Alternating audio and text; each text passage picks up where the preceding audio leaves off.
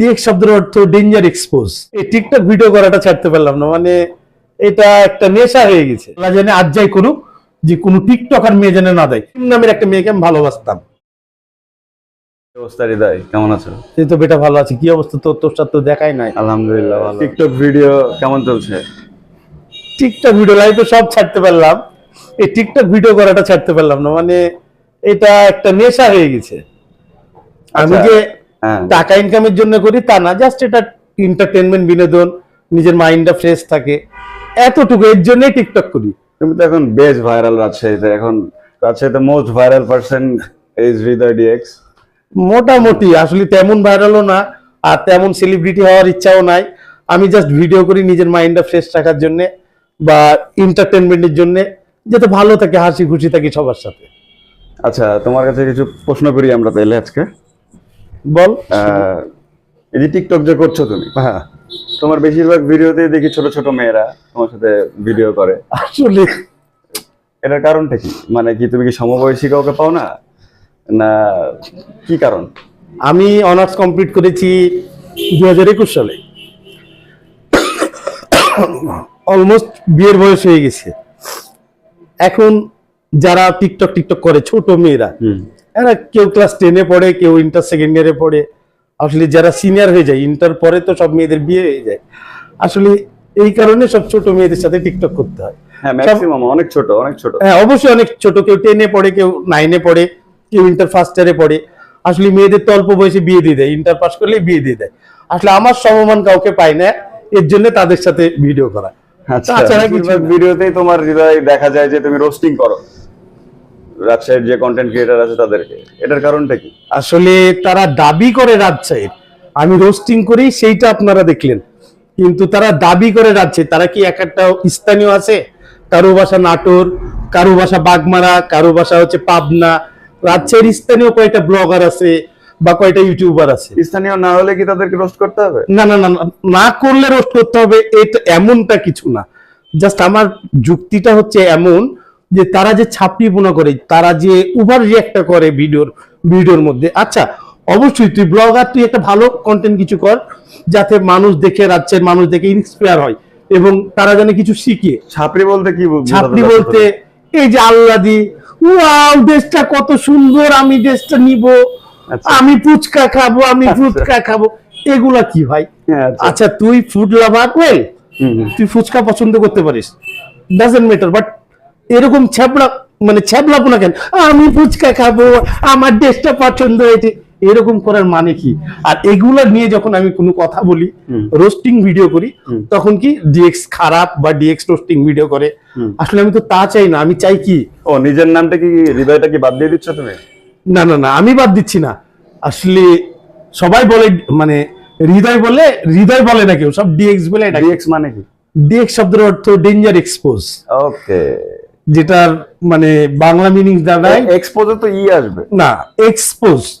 আচ্ছা, এই এক্সপোজে আসবে প্রদর্শন। আচ্ছা আচ্ছা, এই এক্সপোজের শব্দের অর্থ আসবে প্রদর্শন। আর যে ইএক্স যেটা বলছেন, সেটা আলাদা, মিনিংস আলাদা। আচ্ছা, যাই হোক, ডেঞ্জার মানে বিপদ, এক্সপোজ মানে প্রদর্শন। ডিএক্স এর মানে এটা। রিসেন্ট ভিডিও বানাইছো তুমি, ওগুলা মানে কি পারপাসে? আচ্ছা, রিসেন্ট ভিডিও যেটা বানিয়েছি, সেটা বানিয়েছি একটা মানে ব্লগারকে নিয়ে। তার বয়ফ্রেন্ড আসছে ঢাকা থেকে, তাকে রিসিভ করতে গেছে এমপি মন্ত্রীর মতো ফুল টুল নিয়ে। আচ্ছা আচ্ছা, তার বার্থডে সেলিব্রেশন করছে এমন ওয়েতে, মানে মনে হচ্ছে যে কোনো মন্ত্রী মিনিস্টারের বেটা বিটির যেরকম হয় না, একটা বড় জাঁকজমক অনুষ্ঠান। আসলে খোঁজ নিয়ে দেখতে গেলে বিগত 2 বছর আগেও 5 টাকা ভাড়া পাইতো না। মানে সে যে আসবে রেলগেট থেকে বাজারে, 5 টাকা ভাড়া নাই, এর জন্য দাঁড়াই থাকতে হতো। তাদের আজকে একটু কিছু ব্লগ করে, তারপরে হচ্ছে একটু ভিডিও করে টাকা কামিয়ে নিজেকে অনেক বড় সেলিব্রিটি ভাবছে। দীপিকা, তারপরে হচ্ছে আনুষ্কা শর্মা, আলিয়া ভাট, এরকম ভাবছে। এগুলো তো মানে হয় না। আচ্ছা, মার্কেটে গেছে, ঠিক আছে, মার্কেটে বাজার করতে গেছে, মানে রাজশাহীর তো না, বাঙাল কিছু ব্লগারদের কথা বলছি। রাজশাহীর হলে অবশ্যই এরকম ছাপড়ি বলে করতে পারতো না। যেমন বাজারে গেছে, মার্কেটে একটা জিনিস পছন্দ হয়েছে। কি পছন্দ হয়েছে? একটা ড্রেস পছন্দ হয়েছে।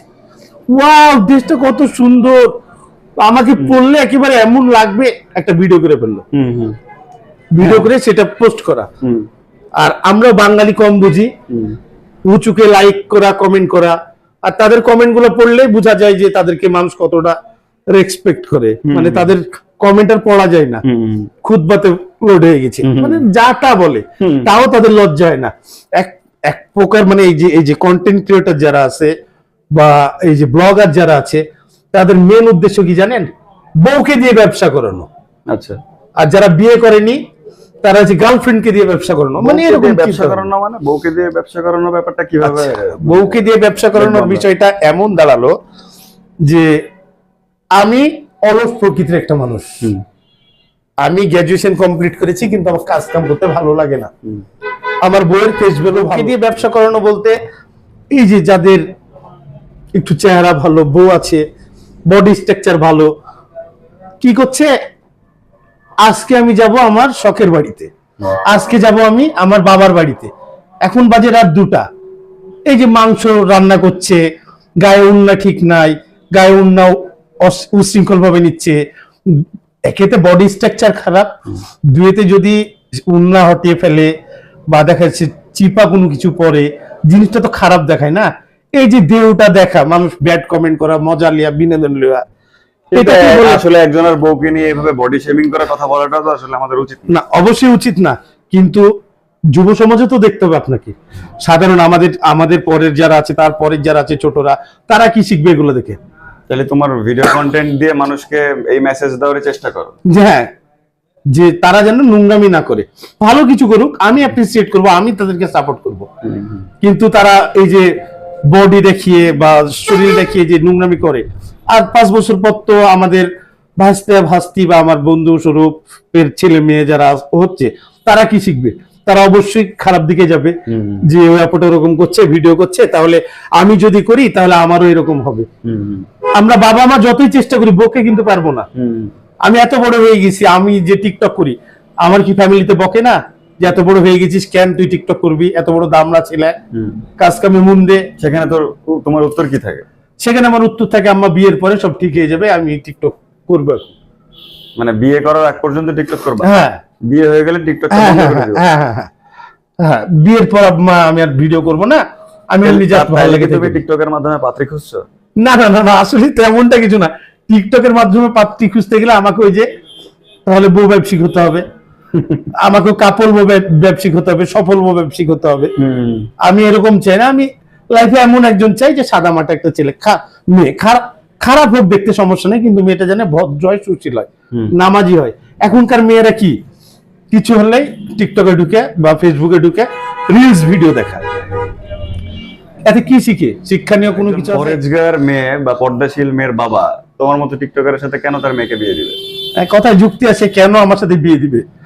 এমন তো না যে আমি উচ্ছৃঙ্খল কোনো কাজ করছি, বা আমি আজকে এই মেয়ের সাথে ইয়া করছি, এই মেয়ে ক্লিপ পচাচ্ছি, ওই মেয়ে ক্লিপ পচাচ্ছি, বা টিকটকের মাধ্যমে খারাপ কোনো কাজ করছি মেয়েদের। আচ্ছা, পচাচ্ছি না না না, একটা মেয়েকে খারাপ ভঙ্গিমায় হাত দিচ্ছি বা নেগেটিভ কিছু করছে, এমন তো না।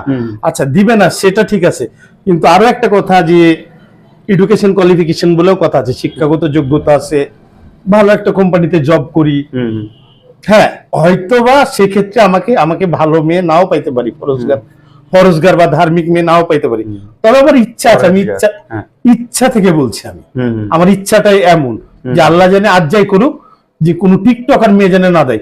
কারণ আমি যেহেতু টিকটকার বা আমি যেহেতু খারাপ, আমার লাইফে খারাপ বলতে আমি যেহেতু চঞ্চল একটা ছেলে, আমার লাইফে এমন আল্লাহ কাউকে পাঠায় যে আমাকে সব ধরন ভাবে সব শুধরাবে, তোমার হ্যাঁ সব খারাপ কাজ থেকে শুধরিয়ে নিয়ে ভালোর পথে নিয়ে আসবে। আচ্ছা, এটা আমার একটা মানসিক মানে মনে মানে কিছুটা খারাপ পথে আছো তুমি। কিছু অবশ্যই টিকটক করা অবশ্যই খারাপ বলতে গিয়ে যে মানুষকে আমি রোস্ট করি, রোস্টিং ভিডিও করি, মানুষকে এমন তেমন কথা বলি, এগুলো তো আসলে ঠিক না। কিন্তু একদিক দিয়ে আবার ঠিক, সেটা হচ্ছে কোন দিক দিয়ে ঠিক, যে যুব সমাজ এটাকেও তো রক্ষা করতে হবে, এটাও তো একটা ব্যাপার আছে। কই চাইলে তো পারে তারা একটা ব্লগ করতে, যে ইসলামিক ব্লগ, তারপরে হচ্ছে সমাজের ছোট ছোট মানুষ ছেলে পেলে কথা বলা, যে ছোটরা কিভাবে কি করবে, সামনের দিকে কিভাবে এগাবে, তারপরে তাদের কার্যক্রম গুলা শিখাবে। আমরা তো এগুলো শিখাই, কেন শিখাও না? আচ্ছা, আমি ছেলে মানুষ, যেই মোটিভেশনটা আমি দিব সেটা কিন্তু আর পাঁচজন নিবে না। আর তারা বড় বড় ব্লগার এখন বড় হয়ে গেছে, তারা যদি একটা শিক্ষণীয় কিছু করে তাহলে অবশ্যই তাদের মাধ্যম থেকে 8-10 জন শিখবে। তারা তো এখন বড় টিকটকার, তোমাকে তো বেশ ফলো করে তোমাকে মানুষ, অবশ্যই অনেক ভিউয়ার্স তোমার আর কি। হ্যাঁ। সেক্ষেত্রে তুমি তো করতেই পারো এরকম। হ্যাঁ, আমি এরকম ভিডিও করতে পারি, কিন্তু আমি ওই যে বললাম যে আগে এরকম যে ছাপড়ি ব্লগার আছে, কন্টেন্ট ক্রিয়েটর আছে, তাদেরকে নিধন করতে হবে, তাদেরকে হটাতে হবে। রাজশাহী শহর থেকে আগে তাদেরকে হটাতে হবে, তারপরে ভালো কিছু করার চিন্তা ভাবনা। আসলে কি তাদেরকে সরানো সম্ভব? ওরা তো রাজশাহীতে আসলে আচ্ছা। থাকতেই এসছে। এখন তাদের কন্টেন্ট ক্রিয়েটের জন্য এটা কি হতে পারে যে তাদেরকে রাজশাহী ছাড়তে হবে? না, রাজশাহী ছাড়তে বলিনি, কিন্তু তারা যদি প্রতিনিয়ত এরকমই করে, নেক্সট আমি একসাথে ব্যাড মানে খারাপ স্টেপ নিব। আচ্ছা, কি ধরনের? যেমন ওপেনলি বলা, আমি এমনিতে ওপেনলি বলি, হ্যাঁ। তারপর আরো ওপেনলি বলা, ছবি সহ পোস্ট করা, আচ্ছা, যাতে তাদের লজ্জা হয়। আসলে একটা জিনিস কি, টাকা তো আসলে এই যে কথা আছে না, টাকার কাছে সবকিছু, লজ্জা কিছুই থাকে না। আসলে টাকার কাছে আসলে এরা বিক্রি হয়ে গেছে। আমাকে গাল দিক আর যাই করুক, আমার তো টাকা আসছে, আমি তো টাকা ইনকাম করতে পারছি, ওর কথা দাঁত ধরি না। যদি সেরকম মাইন্ডলি তারা থাকে তাহলে এতে কিছু করার নাই, আমি আমার মতো এরকম রোস্টিং ভিডিও করেই যাব। তোমার কি ইনকাম আছে এটা থেকে? না না না না, আমি ইনকামের জন্য করি না, আমার কোনো পেজ নাই। Just for entertainment? Just entertainment, বিনোদনের জন্য আমি করি। আমার কোনো পেজ নাই, কোনো ইয়া নাই, আমি এন্টারটেইনমেন্টের জন্য ভিডিওগুলো করি। একটা ভিডিও দেখছিলাম আর কি, তোমার সে লাইভ করতে করতে ঘুমাই গেছিল। হ্যাঁ হ্যাঁ, পরের দিন এসে বলতেছে প্র্যাঙ্ক। পরের দিন না, তারপরেই। হ্যাঁ, তারপরের ভিডিওতে আর কি। ও বলেছিল আমাদের হৃদয় আছে, আমার একটা ছোট ভাই হৃদয় আছে, সে বলেছিল যে লাইভে এমন ভান ধরবো ঘুমিয়ে যেতে হবে। আচ্ছা, ওটা ভান ছিল? হ্যাঁ, ঘুমানো কিন্তু রিয়েল লাগছিল। রিয়েলি তো করতে হবে, না হলে তো হবে না, মানুষ তো খাবে না, মানুষকে তো খাইতে হবে জিনিসটা, তাহলে মরমরিয়া হাটে খাওয়াবে সবাইকে। আচ্ছা, তো জিনিসটা সবকিছু ঠিকঠাক হলো, এটা পারফেক্ট হয়েছিল। পরক্ষণে আমরা গেছিলাম মরমরিয়াতে খাইতে। আমি কিন্তু ওই তার আধা ঘন্টা পর আমার লাইভে আসছিলাম, লাইভে এসে কথা বলেছি, লাইভ করেছি, ওখানে হৃদয় কমেন্ট করেছিল। আমার লাইভ গুলো তো ডিলিট করে না, এই তো এতটুকুই। আর এটা নিয়ে কিন্তু অনেক কিছু হয়েছিল, কিন্তু আমরা যারা জানি তারা তো জানি যে এটা একটা প্র্যাঙ্ক ছিল। এই যে রিসেন্ট একটা কাহিনী বলি, অর্ণবের সাথে একটা প্র্যাঙ্ক ভিডিও করেছি। ভিডিওটা এরকম ছিল, অর্ণবের সাথে আমার ঝামেলা, কিন্তু এটা পুরোটাই কন্ট্রোভার্সি, মানে আমরা সাজিয়েছিলাম, স্ক্রিপ্টেড। হ্যাঁ, যে জিনিসটা আমরা সাজিয়ে ভিডিওটা করেছি। কারণ কি, যে আসলে রাজ্যের কে কতটা আমাদেরকে কেমন কোন চোখে দেখে। অনেকজন অর্ণবকে যে বলছে ওকে মেরে দাও, অনেকজন আমাকে এসে বলছে ভাই ওর মতো ছোট ছেলে একটা এরকম করছে, মেরে দাও। আসলে জিনিসটা যে আমাদের একটা ইয়া ছিল, আমাদের স্ক্রিপ্ট ছিল, এটা কিন্তু কেউ বুঝতে পারেনি। মানুষ এতটাই বোকা, ডিএসএলআর বলে এইসব ভিডিও হচ্ছে, দেখে বুঝতে পারছে ডিএসএলআর হচ্ছে, তাহলে ওদের এটা একটা প্ল্যান। মানুষ তারপরেও উদ্ভট কমেন্ট করছে। আসলে রাজ্যের মানুষের চিন্তা ধারণা, ওই যে বললাম যে ভালো মন্দ বিবেচনা করার দিকে নাই, কে কাকে কিভাবে কার কাছে ভালো হবে এই চিন্তা। আমি আপনাকে বললাম যে আপনি তো ভালো মানুষ, খুব এত ভালো মানুষ, এই করছেন সেই করছেন, একটা প্রতিষ্ঠিত মানুষ আপনি। আমি যে পিছে যে আপনাকে বললাম যে সালা যে খাইতে পাই না, পাটের শেষ নাই।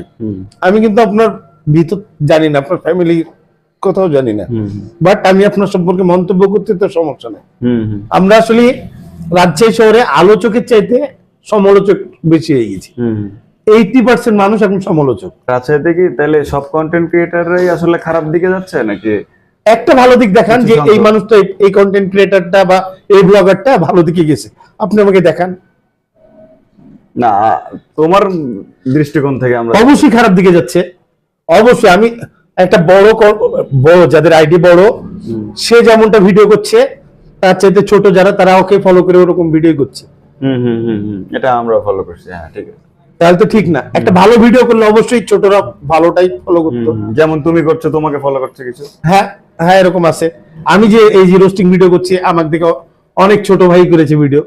রোস্টিং কন্টেন্ট গুলো যে করছো তুমি, যে সবাইকে রোস্ট করছো, এই রোস্ট করতে যে কি কোনো ঝামেলার সম্মুখীন হয়েছো তুমি? অনেক অনেক অনেক।